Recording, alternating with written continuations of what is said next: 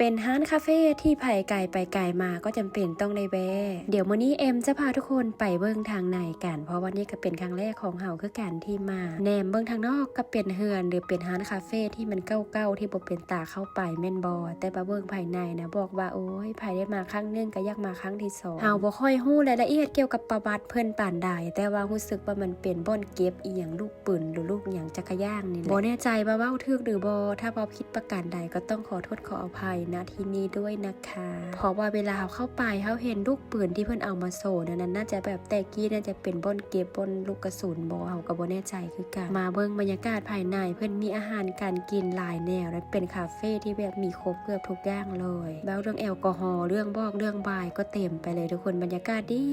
ทางไงนะส่วนรายการอาหารรายการน้ำเพิ่นก็บ่ถึกบ่แพงก็พอดีกินอยู่เด้พวกเหล้าพวกบายก็หล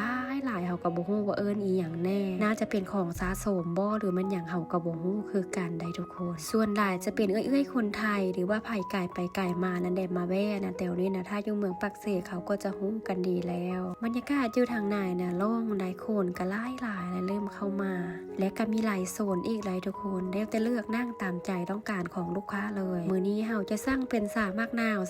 วข้นโคตรเข้มข้นเลยทุกคนอากาศเย็นๆซดน้ำร้อนๆเข้าไปโอ้โหชื่นใจขนาดเลยพอแต่กินน้ำกาแฟร้อนๆแล้วเฮาก็ขึ้นมาหาไทยโฮมชื่อข้างเทิงน่าจะมีประมาณ3ชั้นหรือ4ชั้นนี่แหละบ่ชื่อค่ะโอ้ปัญญาบ่ทุกคนทั้งในน่ะมีแต่บ่อนนั่งเต็มไปด้วยบ่อนนั่งเลยถึงเฮาจะแนมเข้ามามันคือเป็นเฮือนห้างที่แท้นั้นมันบ่แม่นไหนมันเป็นร้านกาแฟที่เขาประยุกต์แบบว่าเป็นตานั่งแฮงนะเป็นการมานั่งซิลนั่งเฮ็ดเปียกนั่งโอ้โลมกันเนี่ยโอ้โหบรรยากาศสงบคักทุกคนมีโซนเอาท์ดอร์พร้อมระเบียงนี้ต้องเอาไว้นั่งตอนยามแรงจนบ่มีแสงแดดคือสิคักแฮงตอนนี้เฮายังอยู่ที่ชั้น2ประมาณนี้และเวลาถ่ายออกไปเพื่อนจะเห็นมุม360องศาเลยอยู่ข้างนั้นจะเป็นสวนสาธารณะนี่แหละและก็มีขัวเฮาบ่แน่ใจว่าเอิ้นว่าขัวอีหยังของเมืองปักเซตัวนี้อันนี้เฮาน่าจะอยู่ชั้น2หรือชั้น3นี่บ่จักบ่แน่ใจว่ามันมีทั้งหมดจักชั้นแต่ว่าเฮาก็ขึ้นไปฮอดชั้นสุดท้ายพุ่นเด้อทุกคน